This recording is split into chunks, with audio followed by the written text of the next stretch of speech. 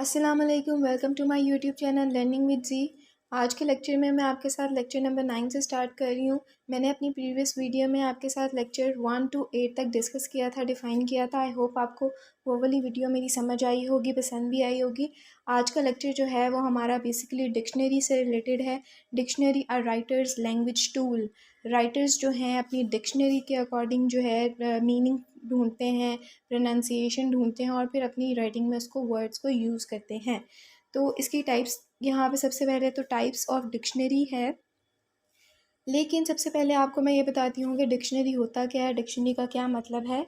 Dictionary की definition मैं आपको बता रही हूँ। Alphabetical list of words presenting meaning and consist of pronunciation and definition. Dictionary में हमें क्या मिलती है? वर्ड्स की प्रोनाउंसिएशन मिलती है, वर्ड्स की डेफिनेशन मिलती है, वर्ड का मीनिंग मिलता है। अल्फ़ाबेटिक तरह से लिस्ट में वर्ड्स लिखे होते हैं। ए का सारे वर्ड्स लिखे होंगे, बी के सारे वर्ड्स लिखे होंगे, उसके मीनिंग, उसकी एग्जांपल्स, उसकी प्रोनाउंसिएशन, उसको ब्रिटिश में कैसे प्रोनाउंस करते हैं, उसको अमेरिकन एक्सेंट में कैसे प्रोनाउंस करते हैं, ये सारे एक्सेंट्स भी लिखे होंगे उसके आगे। तो डिक्शनरी ये होती है। उसके बाद यहाँ पे टाइप्स बताई हैं। अनएब्रिज्ड डिक्शनरी। अनएब्रिज्ड डिक्शनरी कहते हैं are commonly found in libraries on dictionary stands. तो ये वाली जो डिक्शनरी होती है वो कॉमनली यूज जो डिक्शनरी होने वाली है, जैसे हमें लाइब्रेरीज़ में मिल जाती हैं आमतौर पे, उसको हम लोग अनएब्रिज्ड डिक्शनरी कहते हैं। एन एब्रिज्ड डिक्शनरी, इसको हम देखते हैं। एन एब्रिज्ड डिक्शनरी जो है वो शॉर्टन होती है, जो वर्ड्स को शॉर्ट करके ओमिट करके वर्ड्स को फिर बनाई जाती है, उसको हम एन एब्रिज्ड डिक्शनरी। और कुछ जो पर्सनस हैं, कुछ जो स्टूडेंट्स के कॉलेज के जो स्टूडेंट्स हैं वो इसको यूज़ करते हैं, इस डिक्शनरी को वो लोग यूज़ करते हैं, हर कोई इस डिक्शनरी को यूज़ नहीं करता। Historical dictionary. हिस्टोरिकल डिक्शनरी वो होती है जिसमें हमें हिस्ट्री का कोई वर्ड्स मिलते हैं, हिस्ट्री के कोई भी मीनिंग मिलते हैं, प्रोनाउंसिएशन मिलते हैं, उसको हम, जैसे शेक्सपियर, यहाँ पे एक नाम लिखा हुआ है शेक्सपियर राइटर का। शेक्सपियर में जैसे हम लोगों को कोई राइटिंग में उसके जो वर्ड्स थे, डिफ़िकल्ट वर्ड्स थे उसकी राइटिंग में, उस टाइम में कोई डिफ़िकल्ट वर्ड्स थे, वो भी हमें हिस्टोरिकल डिक्शनरी में, इस हिस्टोरिकल डिक्शनरी में हमें मिल जाते हैं। उसके बाद यूजिंग अ डिक्शनरी, इसको इस्तेमाल कैसे करते हैं? तो इसको हम लोग जो है अपना कोई डिफ़िकल्ट वर्ड हमें लग रहा होता है, हमें कोई प्रोनाउंसिएशन बोलनी नहीं आ रही होती, हमें किसी का मीनिंग समझ नहीं आ रहा होता, हमें किसी की 2 से 3 एग्जांपल्स लेनी होती है, तो हम डिक्शनरी को यूज़ करते हैं, डिक्शनरी का इस्तेमाल करते हैं। काइंड ऑफ इंफॉर्मेशन, अब यहाँ पे उन्होंने बताया है कि कौन कौन सी इंफॉर्मेशन इसमें से हमें मिल जाती हैं। तो सबसे पहले है अल्फ़ाबेटिकल ऑर्डर है, गाइड वर्ड्स है, प्रोनाउंसिएशन है, सिलेबिकेशन है, डेरिवेशन है, एटिमोलॉजी है, सिनोनिम्स हैं, एंटोनिम्स हैं। ये सारी चीज़ें जो हैं वो हमें डिक्शनरी में मिल जाती हैं। परचेजिंग अ डिक्शनरी, जब हम परचेज़ करते हैं डिक्शनरी, हमें क्या चीज़ें हैं जो हमें देखनी चाहिए? पब्लिकेशन डेट है, फुल डेफिनेशन एंड एग्जांपल्स है, प्रोनाउंसिएशन है, more than one, word class है, लेबल है, रजिस्टर्स है। ये सारी चीज़ें जो हैं जब हम बाय करने जाते हैं, परचेज़ करने जाते हैं डिक्शनरी, इन सब चीज़ों को हमने माइंड में रखना होता है कि हमें ये सारी चीज़ें अपनी डिक्शनरी में मिलें। उसके बाद है lecture number 10, parts of speech. इसमें हम सारी टाइप्स पढ़ने वाले हैं। पार्ट्स ऑफ स्पीच कितनी होती हैं, उनकी डेफिनेशंस, उनकी एग्जांपल्स, वो मैं आपको समझाने की कोशिश करूँगी। तो सबसे पहले parts of speech can be divided into two distinct divisions. 2 divisions हैं, picture words and function words. अब पिक्चर वर्ड्स में जो है वो नाउन आ जाता है, वर्ब आ जाता है, एडजेक्टिव आ जाता है, एडवर्ब्स आ जाते हैं। फंक्शन वर्ड्स में क्या क्या आते हैं वो देखते हैं। प्रोनाउंस आते हैं, प्रेपोजिशंस आती हैं, कंजक्शंस आती हैं, इंटरजेक्शंस आती हैं। तो वन बाय वन करके डिस्कस करते हैं कि नाउन, पिक्चर वर्ड्स किसको कहते हैं, फंक्शन वर्ड्स किसको कहते हैं, आगे इनकी जो फर्दर डिफ़ाइन किया हुआ है उनको हम देखने की कोशिश करते हैं। What is a noun? Noun क्या होता है? Noun is a word use to name a person, animal, place, thing and abstract idea. Noun कहते हैं किसी नाम, शख्स के नाम को, एनिमल को, प्लेस को, थिंग को, कोई जगह की बात हो रही है, किसी चीज़ की बात हो रही है, कोई एनिमल की बात हो रही है, या फिर एब्स्ट्रैक्ट आइडिया की बात हो रही है, तो वो जो है उस सेंटेंस में, उस क्लॉज में, उस फ्रेज में जो है वो नाउन यूज़ हो रहा है। यहाँ पे एग्जांपल दी हैं, last year, let last year over neighbours bought a goat. अब ये जो हाईलाइट हुए हैं, ब्लैक कलर के डार्क हुए हैं, उनको जो है नाउन कहा गया है। उसके बाद नाउन जेंडर की बात हो रही है, तो यहाँ पे जो इस पैराग्राफ में ये वो कह रहे हैं कि कुछ नाउन जेंडर जो होते हैं, लाइक इंजीनियर और टीचर की यहाँ पे एग्जांपल दी है।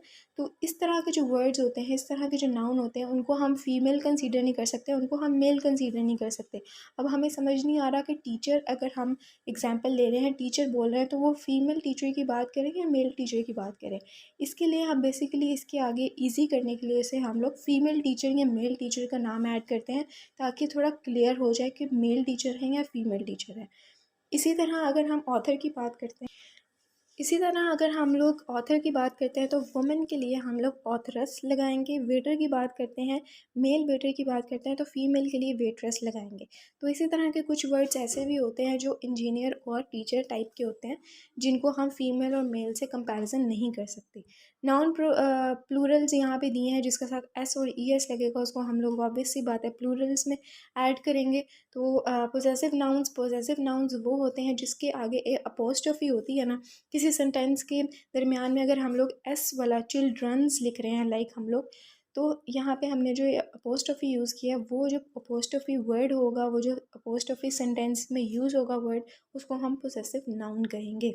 यहाँ पे एग्जांपल्स के थ्रू आप देख सकते हैं, जहाँ पे अपोस्ट्रोफी लगाई जाएगी उसको हम पोजेसिव नाउन कहते हैं। टाइप्स हैं यहाँ पे, टाइप्स ऑफ नाउन है। तो प्रॉपर नाउन सबसे पहले है। प्रॉपर नाउन क्या होता है, जिसमें हम लोग कैपिटल लेटर, अब कैपिटल लेटर जहाँ पे भी कोई भी सेंटेंस में यूज़ हो रहा है, कैपिटल लेटर दरमियान में यूज़ हो रहा है, फर्स्ट पे एंड पे जहाँ पे भी यूज़ हो रहा है, इट्स मीन कि ये प्रॉपर नाउन है। कैपिटल लेटर के अलावा जो है स्पेसिफिक पर्सन का नाम हो सकता है, प्लेस का नाम हो सकता है, थिंग का नाम हो सकता है, वीक, मंथ, हिस्टोरिकल डॉक्यूमेंट्स, ये सारी चीज़ें जो अगर आ जाएंगी वो प्रॉपर नाउन कंसीडर होगा, और उसका जो फर्स्ट लेटर होगा वो कैपिटल होगा। इसका इजी यही है कि आपका कैपिटल लेटर है अगर कोई सेंटेंस में, तो इट्स मीन कि ये प्रॉपर नाउन है। इस तरह ही अगर आप एग्जाम्पल में नीचे देखें, many peoples dread Monday mornings, तो मंडे जो है हम लोगों ने बोला था कि वीक के लिए अगर कोई सेंटेंस में वीक की बात हो रही है, कोई वीक का नाम यूज़ हो रहा है, तो हम लोग उसको प्रॉपर नाउन कंसीडर करेंगे। उसका जो फर्स्ट अल्फ़ाबेट है, उसका जो फर्स्ट लेटर है, वो हाईलाइट होगा, कैपिटल लेटर में लिखा जाएगा। ठीक है। उसके बाद कॉमन नाउन की अगर बात करें, कॉमन नाउन जो है वो रेफ़र करता है person, place, thing in a general sense. जो हमने पढ़ा है पीछे, प्रॉपर नाउन जो है वो यहाँ पे भी लाइन लिखी है, it is opposite of a common noun. Proper noun में हम लोग स्पेसिफिक पर्सन, प्लेस, थिंग की बात करते हैं, लेकिन हम लोग कॉमन नाउन में हम जनरल सेंस में बात करते हैं पर्सन, प्लेस, थिंग की।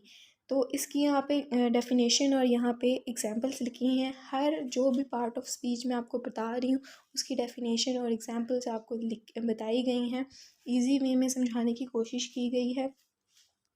उसके बाद है कंक्रीट नाउन। कंक्रीट नाउन क्या होता है, it is a noun which names anything और anyone that you can perceive through your physical senses. कुछ भी ऐसी चीज़ कंक्रीट नाउन कहते हैं, कोई भी ऐसी चीज़ का नाम जिसमें हम उसको अपनी फ़िज़िकल सेंसेस से उसको हम समझ नहीं सकते हैं। फ़िज़िकल सेंसेस कौन सी होती हैं, टच, साइट, टेस्ट, हेयरिंग और स्मेल, ये सारी जो है हमारी फ़िज़िकल सेंसेस हैं। ये जो फिज़िकल सेंसेस के थ्रू हम इसको नहीं जान सकते कि कौन सा जो किसी चीज़ को हम लोग जज नहीं कर सकते, किसी चीज़ को हम समझ नहीं सकते, उसको हम कंक्रीट नाउन कहते हैं। अगेन यहाँ पे इसकी एग्जांपल है, द जज handed the files to the clerk. अब ये जो हाईलाइटेड वर्ड्स हैं, जो बोल्ड हुए हुए हैं ब्लैक कलर के, उनको हम कंक्रीट नाउन की एग्जाम्पल्स में कंसिडर करेंगे। एब्स्ट्रैक्ट नाउन, एब्स्ट्रैक्ट नाउन कहते हैं that you can not perceive through your 5 physical senses. Concrete senses ये था कि जिसको आप परसीव करते हैं 5 फिजिकल सेंसेस के थ्रू, समझते हैं अपनी सेंसेस के थ्रू, उसको हम लोग कंक्रीट नाउन कहते हैं। एब्स्ट्रैक्ट नाउन कहते हैं जिसको हम परसीव नहीं कर सकते अपनी 5 फिजिकल सेंसेस के थ्रू, लाइक हम अपनी 5 सेंसेस के थ्रू नहीं समझ सकते कि इस वर्ड का क्या मतलब है, उसको हम एब्स्ट्रैक्ट नाउन कहते हैं।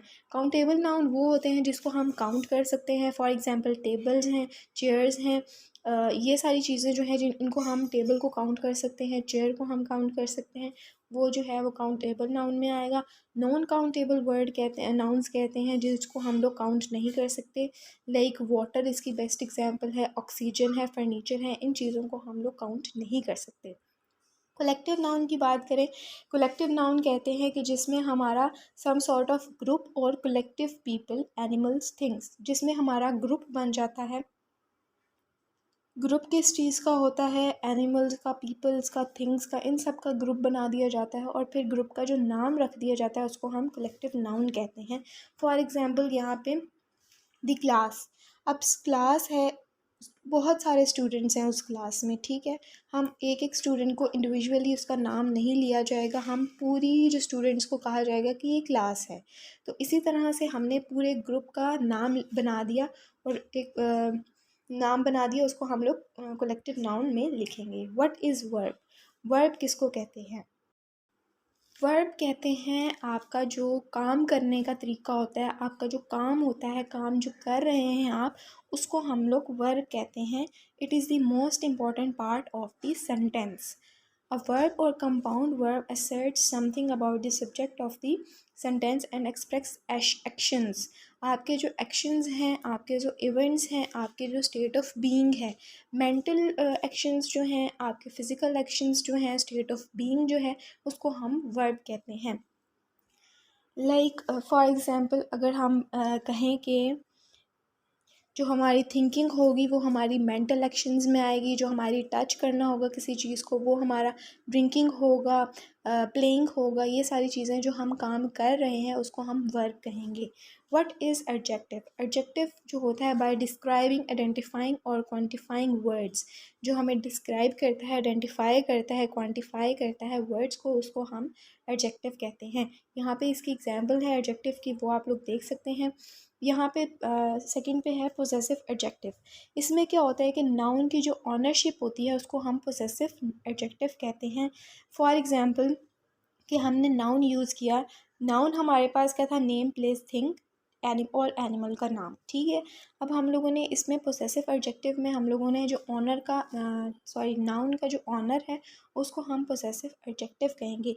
लाइक हमारा जो हम फर्स्ट वर्ड में जो है वो नाउन यूज़ करें, लेकिन सेकंड वर्ड में, सेकंड क्लॉज में हम लोग उसका जो ऑनर है, लाइक अगर मैं किसी गर्ल की बात कर रही हूँ, सेकंड लाइन में मैं उसकी जगह जो है उसको कन्वर्ट कर दूँगी गर्ल को शी में, या फिर उसका अगर मैं नाम यूज़ कर रही हूँ तो नाम को कन्वर्ट कर दूँगी शी में। तो इट्स मीन कि ये इसका ऑनर है, इसका हर है, हिज है, its, our, their, my, your, ये सारे जो हैं वो पोसेसिव एडजेक्टिव्स हैं। उसके बाद डिमॉन्स्ट्रेटिव एडजेक्टिव कहते हैं पॉइंट आउट दी पर्सन, किसी पर्सन को पॉइंट आउट करना। लाइक हम कहते हैं कि ये अपनी ये सेंटेंस में यूज़ करते हैं दिस, दैट, दूज, दीज, ये सारी चीज़ें जो हैं वो हमारी डिमॉन्स्ट्रेटिव एडजेक्टिव में आती हैं। इनडेफिनेट एडजेक्टिव है, इनडेफिनेट एडजेक्टिव कहते हैं टॉक अबाउट पीपल और thing without saying exactly who are और हु दे आर। मतलब ये कि इनडेफिनेट एडजेक्टिव होता है कि आप एग्जैक्टली नहीं बताते दूसरे पर्सन को कि आप किसके बारे में बात कर रहे हैं, आप एग्जैक्टली तौर पे उसका नाम यूज़ नहीं करते। फॉर एग्ज़ाम्पल आप क्या यूज़ करते हैं? Few, many, all, every. अब जो हमने पहले बात की डिमॉन्स्ट्रेटिव ऑब्जेक्टिव की, उसमें हम लोग क्या यूज़ करते थे? दिस, हम एग्जैक्टली बता देते थे कि दिस, दैट, दीज, एग्जैक्टली बता दिया, बात ख़त्म हो गई। लेकिन हम लोग इनडेफिनेट एडजेक्टिव में हम एग्जैक्टली नहीं बताते, इनडायरेक्टली बताते हैं फ्यू, मैनी, ऑल, एवरी। तो यहाँ पे एग्जांपल्स भी दी हैं, आप उनके थ्रू और ज़्यादा क्लियर करके समझ सकते हैं। What is an adverb? Adverb क्या होता है? Adverb can modify a verb, an adjective, another adverb, a phrase or clause। इसको हम कहते हैं adverb, जिसमें हमें इंडिकेशन मिलती है मैनर की, टाइम की, प्लेस की, कॉज की, और डिग्री एंड क्वेश्चन आंसर्स मिलते हैं, how, when, where, how much. इस तरह के क्वेश्चन आंसर्स भी अगर हमें किसी सेंटेंस में मिलते हैं या स्टार्ट में मिलते हैं तो हम उसको एडवर्ब कहेंगे, ठीक है। उसके बाद यहाँ पे उसकी एग्जांपल्स हैं। What is pronoun? प्रोनाउन होता है अगर आपने फर्स्ट सेंटेंस में जो है वो अपना सेंटेंस लिखा है, ठीक है, उसके बाद सेकंड सेंटेंस में आपने जो फर्स्ट लेटर था, आपका जो फर्स्ट सब्जेक्ट था, उसको आपने चेंज कर दिया है उसके दूसरे लेटर में, तो आप उसको प्रोनाउन कहेंगे। कैन रिप्लेस अ नाउन और अदर प्रोनाउन, आपने नाउन को रिप्लेस कर दिया है प्रोनाउन के साथ, ठीक है। लाइक ही, विच, नॉन, ठीक है। यहाँ पे एग्जाम्पल नहीं लिखी हुई, लेकिन मैं अगर आपको बताऊँ कि जैसे फॉर एग्ज़ाम्पल मैं आपको कहती हूँ कि Alina Yeats mango, second clause में, सेकंड फ्रेज़ में मैं आपको, सेकंड सेंटेंस में मैं आपको कहती हूँ कि शी ऑल्सो ईट बनाना। तो मैंने अलीना को, नाउन को रिप्लेस कर दिया है प्रोनाउन के साथ, तो मैंने वहाँ पे अलीना की जगह शी लगा दिया है नेक्स्ट सेंटेंस में। जो शी होगा वो प्रोनाउन होगा। पर्सनल प्रोनाउन है, पर्सनल प्रोनाउन होता है, इंडिकेशन करता है पर्सन की, नंबर की, जेंडर की, केस की। ये आपको यहाँ पे कुछ प्रोनाउंस दी हैं, आप वहाँ पे देख सकते हैं। डिमॉन्स्ट्रेटिव प्रोनाउन, डिमॉन्स्ट्रेटिव प्रोनाउन ये होता है कि हम इसमें पॉइंट आउट करते हैं, किस चीज़ को पॉइंट आउट करते हैं कि दिस दैट, अगेन वही जिसमें हमने एडजेक्टिव में, डिमॉन्स्ट्रेटिव एडजेक्टिव में जो पढ़ा था, उसी तरह डिमॉन्स्ट्रेटिव प्रोनाउन में भी है दिस, दीज, इस चीज़ों को जो रेफ़र करेगा वो डिमॉन्स्ट्रेटिव प्रोनाउन में आएगा। एंड इंट्रोगेटिव प्रोनाउन में क्या होगा, जिसमें हम क्वेश्चन मार्क वर्ड्स पढ़ेंगे, क्वेश्चन मार्क की लेटर्स पढ़ेंगे, उसको हम who, whom, which, what, whoever, whomever, इन सबको इंट्रोगेटिव प्रोनाउन में लिखा जाएगा। रिलेटिव प्रोनाउन भी यही होगा, जिसमें हम टू लिंक वन फ्रेज और क्लोज टू अनदर फ्रेज और क्लोज, जिसमें हम एक फ्रेज और क्लोज को अनदर क्लोज के साथ लिंक करेंगे, रिलेट करेंगे, उसको हम रिलेटिव प्रोनाउन कहेंगे। इनडेफिनेट प्रोनाउन होंगे, जिसमें हम लोग ये सारे words all, another, any, anybody, anyone, anything, ये सारी जो चीज़ें हैं हम लोग इनडायरेक्टली, एग्जैक्टली वे में नहीं, इनडायरेक्टली हम लोग प्रोनाउंस को यूज़ करेंगे, उसको हम इनडेफिनेट प्रोनाउन कहेंगे। उसके बाद इसी तरह रिफ्लेक्सिव्स भी हैं, आप यहाँ से देख सकते हैं। व्हाट इज़, नेक्स्ट हम पढ़ने वाले हैं व्हाट इज़ प्रेपोजिशन। प्रेपोजिशन क्या होती है वो देखते हैं। Preposition links noun, pronoun and phrases। Basically preposition होती है नाउन, प्रोनाउन के फ्रेज से जो पहले वर्ड्स यूज़ होते हैं उनको हम preposition कहते हैं। ये शो क्या करवाते हैं हमें, डायरेक्शन, टाइम, प्लेस, लोकेशन, ठीक है। हम कोई सेंटेंस यूज़ कर रहे हैं, उसमें हम लोग जो हैं वो नाउन और प्रोनाउन को रिलेट करना चाह रहे हैं, आपस में उनका रिलेशन बताना चाह रहे हैं, उसके लिए हम वर्ड्स को यूज़ करते हैं, प्रपोजिशंस को यूज़ करते हैं।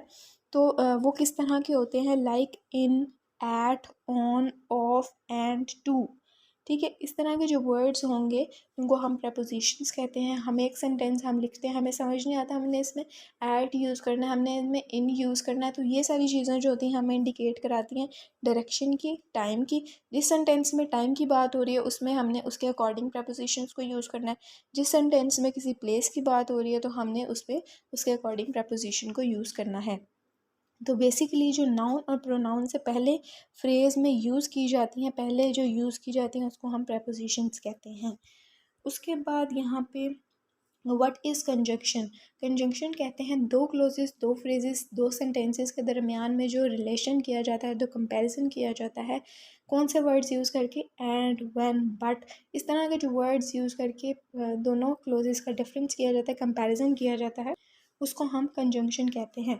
कोऑर्डिनेटिंग कंजंक्शंस, कोऑर्डिनेटिंग कंजंक्शंस वो होती हैं जो इंडिपेंडेंट होती हैं, दो क्लोजेस होती हैं और वो इंडिपेंडेंट होती हैं। लाइक वन क्लोज है वो इंडिपेंडेंट है, सेकंड क्लोज है वो इंडिपेंडेंट है, उसमें कोई भी दोनों क्लोजेस आपस में जो है वो डिपेंड नहीं करती। अगर वो अकेली लिखी जाए फर्स्ट क्लोज तो भी वो सेंस क्रिएट करती है, प्रॉपर मीनिंग कन्वे करती है। अगर हम सेकंड क्लोज पढ़ें तो भी हमें समझ आ जाती है कि मीनिंग क्या है। सब ऑर्डिनेटिंग कंजंक्शंस, सब ऑर्डिनेटिंग कंजंक्शंस कहते हैं कि आपका ये जो क्लोजेस कंजंक्शंस है इस टाइप की वो डिपेंडेंट है। लाइक हमारे पास दो क्लोजेस हैं, हम फर्स्ट क्लोज को पढ़ते हैं वो जो है वो इंडिपेंडेंट है और सेकंड क्लोज जो है वो डिपेंडेंट है। लाइक मतलब ये कि एक क्लोज को पढ़ के समझ में नहीं आती कि मीनिंग क्या है, हमें सेकंड क्लोज को उसमें ऐड करना पड़ता है फर्स्ट वाली क्लोज का मीनिंग समझने के लिए, उसको हम सब ऑर्डिनेटेड कंजंक्शंस कहते हैं। नेक्स्ट है व्हाट इज़ इंटरजेक्शन। इंटरजेक्शन कहते हैं कि ये it is a word added to a sentence to convey emotion. ये क्या कन्वे करता है, आपका इमोशन। फॉर एग्जांपल आउच और नो, हे, इस तरह के जो वर्ड है, ई, गुड लॉर्ड। इस तरह के जो आपके इमोशंस वाले वर्ड है, एक्सप्रेशंस हैं, उसको हम इंटरजेक्शन कहते हैं। लेक्चर नंबर 11 है बेसिक क्लोज पैटर्न। इसमें क्या है, सबसे पहले क्लोज क्या होती है। A close is a grammatical unit that include subject and a predicate and expresses a preposition. ठीक है, यानी कि आइडिया। इसमें क्या होता है, क्लोज जो होती है उसमें आपका सब्जेक्ट आता है, आपका प्रेडिकेट आता है, यानी कि आपका वर्ब आता है, उसके बाद आपकी प्रोपोजिशन आती है, लाइक आपका आइडिया क्या है, आप सेंटेंस जो कन्वे कर रहे हैं, जो लिख रहे हैं, उसका आइडिया क्या है, उसका मतलब क्या है, उसका मीनिंग क्या है। तो क्लोज इज़ दैट। उसके बाद यहाँ पे 5 बेसिक क्लोज पैटर्न्स दिए हैं। सबसे छोटी और सिंपल सेंटेंस की अगर बात की जाए तो उसमें 2 चीज़ें आती हैं, सब्जेक्ट प्लस वर्ब। सब्जेक्ट भी आता है और वर्ब भी आता है। वर्ब मैंने आपको बताया है कि जो आपका वर्किंग होती है, जो काम आप कर रहे हैं, क्या चीज़ कर रहे हैं, कौन सा काम आप कर रहे हैं, उसको हम वर्ब में कंसीडर करते हैं। उसके बाद यहाँ पे सेकंड पे है सब्जेक्ट वर्ब प्लस कॉम्प्लीमेंट। आप कॉम्प्लीमेंट देते हैं किसी चीज़ को, किसी सेंटेंस में कॉम्प्लीमेंट को यूज़ करते हैं। For example beautiful, pretty, amazing, इस तरह के जो वर्ड्स होंगे वो इसके कॉम्प्लीमेंट में आएंगे सेंटेंस के। थर्ड पे है सब्जेक्ट वर्ब प्लस ऑब्जेक्ट। आप किसी ऑब्जेक्ट की बात कर रहे हैं तो आपका वो ऑब्जेक्ट में आएगा। इसी तरह से बाकी भी हैं, आप यहाँ से देख सकते हैं। इसके बाद यहाँ पे एग्जांपल्स हैं, आप इसको जो है वो सॉल्व करने की कोशिश करना ताकि आपको और ज़्यादा क्लियर हो। लेक्चर 12 पे आते हैं active and passive voice. Active voice कहते हैं जो हमारा सिंपल सेंटेंस होता है, जो हमारा बिल्कुल सिंपल सा सेंटेंस है, उसमें कोई भी एडिशन नहीं हुई किसी चीज़ की, उसको हम एक्टिव वॉइस कहते हैं। उर्दू में अगर हम कोई जुमले की बात करें, उसको हम इंग्लिश में ट्रांसलेट करें, वो हमारा एक्टिव वॉइस होगा। पैसिव वॉइस होता है जिसमें हम चेंजमेंट करते हैं। एक्टिव वॉइस से ही हम पैसिव वॉइस को चेंज करते हैं। जो हमारा एक्टिव वॉइस होता है, जो हमारा सिंपल सेंटेंस होता है, उसको हम चेंज कर देते हैं पैसिव वॉइस में, रिप्लेसमेंट कर देते हैं उसकी। मैं आपको रिप्लेसमेंट बताती हूँ, आपको उसके रूल बताती हूँ। पैसिव वॉइस का जो रूल है, सबसे पहले एक्टिव वॉइस है तो एक्टिव वॉइस सिंपली है, सब्जेक्ट आएगा, वर्ब आएगा, ऑब्जेक्ट आएगा। ठीक है, हर सेंटेंस में इसी तरह होगा। आप जैसे सिंपली, प्रेजेंट परफेक्ट टेंस और प्रेजेंट पास्ट टेंसेस और फ्यूचर सेंटेंस टेंसेस को यूज़ करते हैं, अपने बनाते हैं, उसी तरह से ये एक्टिव वॉइस भी होता है, सिंपल सा। ठीक है, उसके बाद यहाँ पे पैसिव वॉइस है। सारे एक्टिव टेंसेस हैं जो सिंपल होते हैं, प्रेजेंट हैं, पास्ट हैं, फ्यूचर हैं, सारी ये यहाँ पे लिखे हैं। ठीक है, आपने अगर मेरी प्रेजेंट सारी टेंसेस की वीडियो नहीं देखी तो वो भी मेरे चैनल पे है, आप उसे भी देख सकते हैं। एनीवेज, हमारे पास है पैसिव वॉइस। पैसिव वॉइस कहते हैं कि आपने एक्टिव वॉइस को चेंज कर दिया, रिप्लेस कर दिया है दूसरे सेंटेंस में। ठीक है, अब मैं इसको आपका रूल बताती हूँ जो समझने की ज़रूरत है आपको, बड़े गौर से आपने सुनना है इसका रूल। पैसिव वॉइस का रूल ये है, subject plus helping verb plus be, be E be plus third form of verb plus by plus object. For example ये कि आपका जो एक्टिव वॉइस होता है, सब्जेक्ट वर्ब ऑब्जेक्ट, आपका जो ऑब्जेक्ट होगा, लास्ट पे जो वर्ड आ रहा होगा, लास्ट पे जो अल्फ़ाबेट आ रहा होगा, मतलब वर्ड जो आ रहा होगा आपका, वो आपका स्टार्ट में आ जाएगा। पैसिव वॉइस में आपके स्टार्ट के सब्जेक्ट में आ जाएगा। यहाँ पे अगर आप देखें, अगर मैं आपको दिखाती हूँ कि जो आपका ये आपको नज़र आ रहा है सब्जेक्ट वर्ब ऑब्जेक्ट, आपका जो ऑब्जेक्ट होगा पैसिव वॉइस में, वो आपका सब्जेक्ट से रिप्लेस हो जाएगा, वो आपका चेंज हो जाएगा सब्जेक्ट में। बाकी आपका हेल्पिंग वर्ब जो है आप वो लिखेंगे, आप बी को यूज़ करेंगे, आप थर्ड फॉर्म ऑफ वर्ब को यूज़ करेंगे पैसिव वॉइस में। ठीक है, उसके बाद आप बाय को यूज़ करेंगे, बी वाई बाय को यूज़ करेंगे। ठीक है, उसके बाद आपका जो सब्जेक्ट होगा एक्टिव वॉइस का, वो आपका ऑब्जेक्ट बन जाएगा पैसिव वॉइस में। आई होप कि आपको समझ आ गई होगी। ये जो आपकी चेंजमेंट है वो सिर्फ सब्जेक्ट से ऑब्जेक्ट में और ऑब्जेक्ट से सब्जेक्ट में चेंज होती है। उसके अलावा आपके हेल्पिंग वर्ब चेंज होते हैं, आपका बी ऐड होता है, आपका बाय ऐड होता है, वो आपका सारे सेंटेंसेस में इस तरह का यूज़ होते हैं। उसके बाद यहाँ पे आई होप कि आपको आज की मेरी वीडियो अच्छी लगी होगी और इजीली समझ भी आई होगी। ये सारी जो चीज़ें मैंने आपके साथ डिस्कस की हैं वो ग्रामर से रिलेटेड थी, नाउन्स थे, प्रोनाउंस थे, एडवर्ब्स थे, जितनी भी पार्ट्स ऑफ स्पीच थे वो मैंने आपको समझाने की कोशिश की है। आई होप कि आपको बिल्कुल अच्छे तरीके से समझ में आए होंगे और मज़ा भी आया होगा। एक्टिव वॉइस, पैसिव वॉइस भी मैंने समझाने की कोशिश की है ईजी वे में, जो आपके यहाँ लिखा हुआ है। अक्सर ऐसा होता है कि जो लिखी हुई चीज़ होती है आपको समझ नहीं आ रही होती, अगर आप उसको सुन लेते हो, लेक्चर ले लेते हो, तो आपको समझ में आने लगता है। तो इसी तरह मैंने आपको थोड़ा सा कॉन्सेप्ट दिया ताकि आपको जो यहाँ पे लिखा हुआ है वो आपको समझ आने लगे। ठीक है, आई होप कि आपको समझ आया होगा सारा। आज के लिए इतना ही, मिलते हैं अपने नेक्स्ट वीडियो में अपने नेक्स्ट आगे के लेक्चर्स के साथ। अल्लाह हाफ़िज़। और इसके अलावा अगर आपने मेरे चैनल को सब्सक्राइब नहीं किया तो मेरे चैनल को सब्सक्राइब करें, लाइक करें, कमेंट करें और ऑल्सो शेयर करें।